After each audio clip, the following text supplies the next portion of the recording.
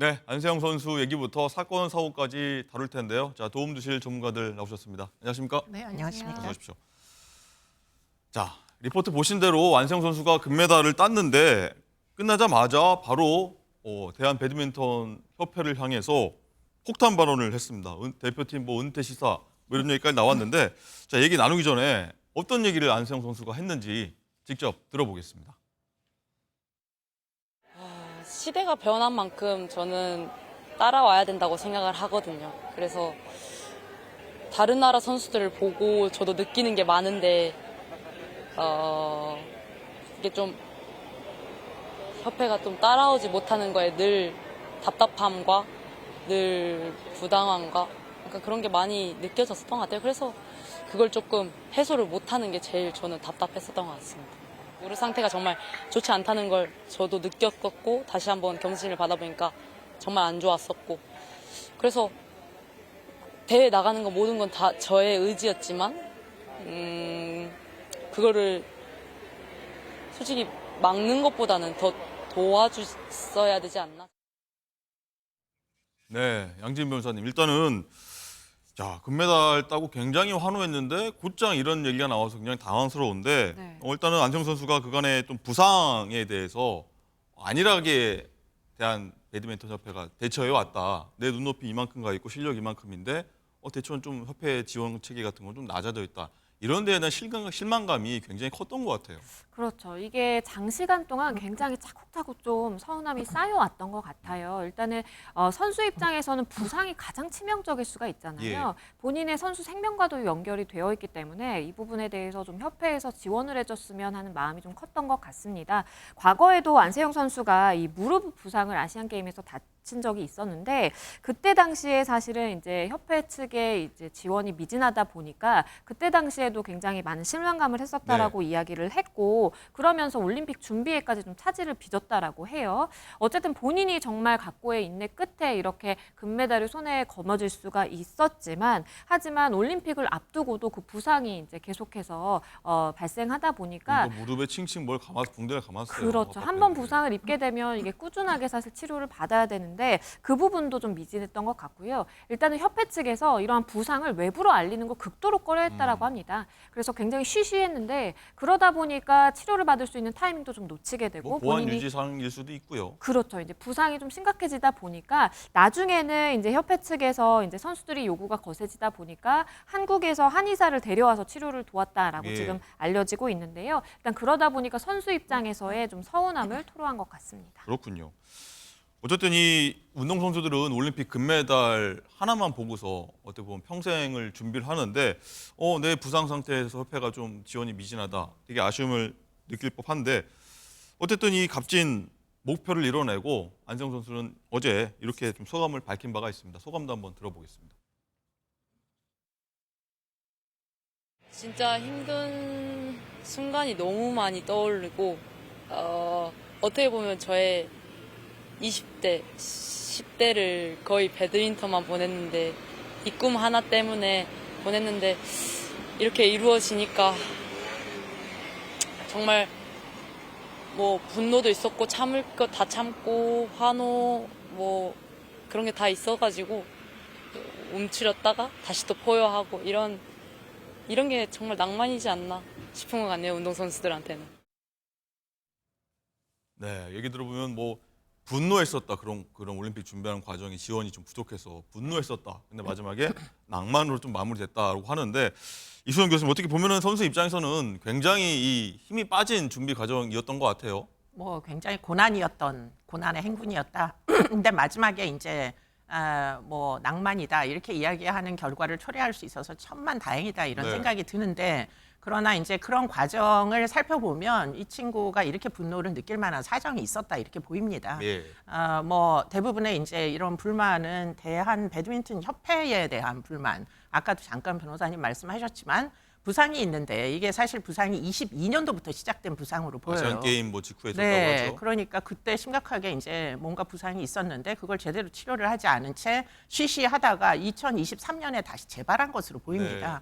그래서 결국에는 지금 이번에도 그 부상이 이어져서 지금 훈련 과정에 프랑스에서 상당 부분 또 부상이 계속 됐고 그게 지금 이제 뭐 우승하기까지 여러 가지 이제 난맥상을 유발했던 것 같은데 문제는 외국의 경우에는 그러면 선수가 이렇게 부상을 당하게 되면 어떻게 하느냐. 사실은 굉장히 개인적으로 굉장히 개별화된 선수 관리를 한다고 알려지고 네. 있어요. 대만도 개인 코치가 있고 중국도 개인 코치가 있고 뭐 개인 이제 트레이너도 있고 이러다 보니까 사실은 지금 우리 경우에는 복식조나 단식조가 거의 같은 팀의 감독팀에 의해 가지고 관리 감독이 되다 보니까 취급이 동등하게 취급이 되는데 문제는 이렇게 단식의 경우에는 개인의 컨디션 이런 게 무지하게 중요하지 않습니까? 그렇죠. 그런데 과한 훈련을 하게 되면 부상이 계속 재발하게 되겠죠. 그런 것들이 지금 참고 참았다가 분노를 느끼게 하는 지경에 이르지 않았을까 이런 상상을 해보는데 그것이 이제 이 안 선수에게만 해당된 게 아니라 만약에 단식 선수들에게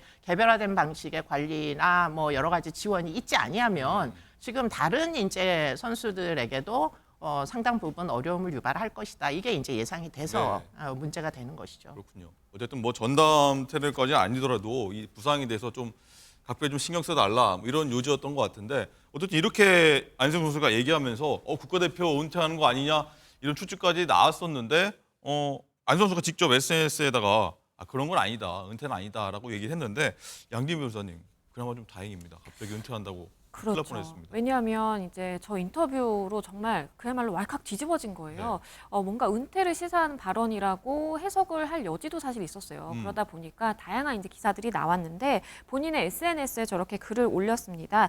인터뷰가 또 다른 기사로 확대되고 있다라면서 은퇴라는 표현으로 곡해하지 말아달라라는 이야기도 담겼고요. 네. 본인이 이야기를 하고 싶었던 것은 선수 관리에 대한 부분이었다. 선수 관리에 대한 부분을 말씀드리고 싶었는데 본의 아니게 떠넘기는 협회나 아니면 감독님의 기사에 또 한 번 상처를 좀 받게 된다라는 이야기도 했고요. 그러면서 좀 자극적으로 이렇게 기사가 재생산되는 부분들이 좀 안타깝다라는 의견을 전했습니다. 네. 어제 인터뷰 중에 벌이 와서 지금 갑자기 안승 선수가 벌을 좀 쫓는 그런 장면 보고 있고요.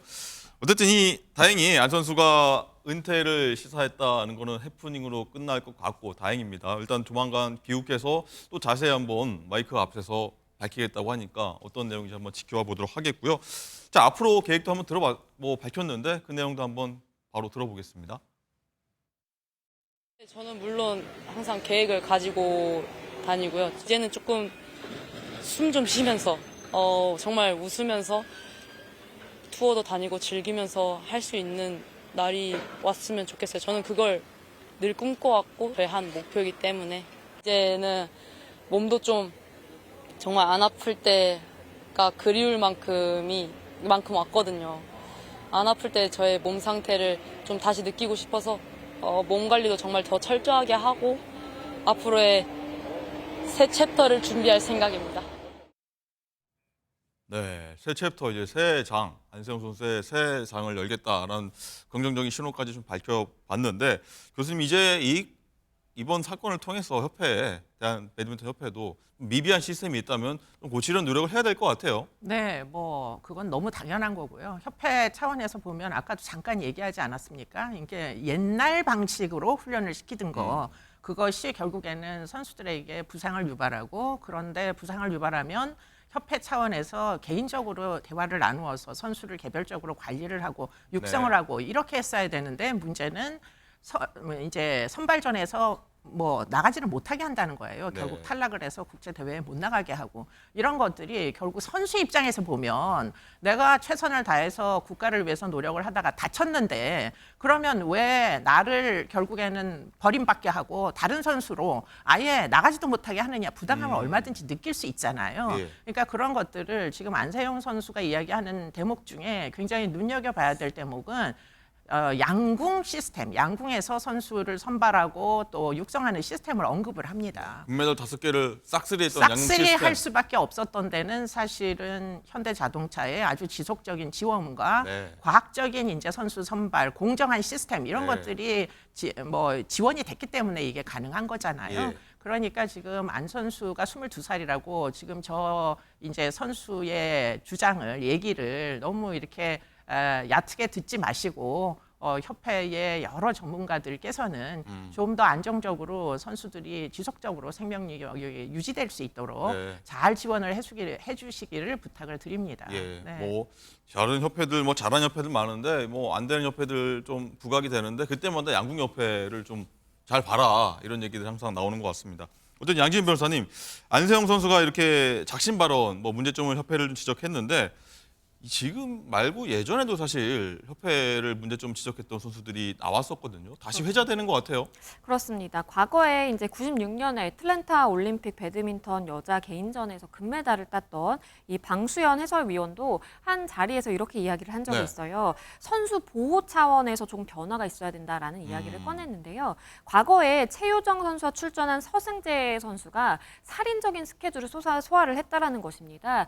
출전을 해서 10경기를 뛰었는데 그때 당시 서승재 선수가 굉장히 이제 메달 유망주였음에도 불구하고 그때 당시에 노메달로 대회를 마감을 했어야 됐거든요. 거기에 이제 이유로 지적됐던 것이 너무나 살인적인 스케줄이었기 네. 때문에 본인의 역량을 발휘하지 못했다라는 이야기도 나왔었고요. 또 2021년에는 16년도에 이 동메달을 딴 정경은 전 국가대표 선수가 청와대 국민청원 홈페이지에 이 국가대표 선수 선발전 심사 의혹을 규명해달라라는 이 국민청원을 올리기까지 했었어요. 예. 그러면서 심사위원 구성에 대한 제도적인 뭔가 규정안을 마련을 해야 된다. 그래야만 선수들이 더 이상 피해를 보지 않는다라는 이야기도 했던 적이 있기 때문에 이 협회를 둘러싼 배드민턴 협회를 둘러싼 굉장히 좀 잡음은 과거에도 지속되어 왔던 것으로 보입니다. 그렇군요. 어쨌든 이번 계기로 해서 개선이 됐으면 좋겠다 이런 생각이 듭니다.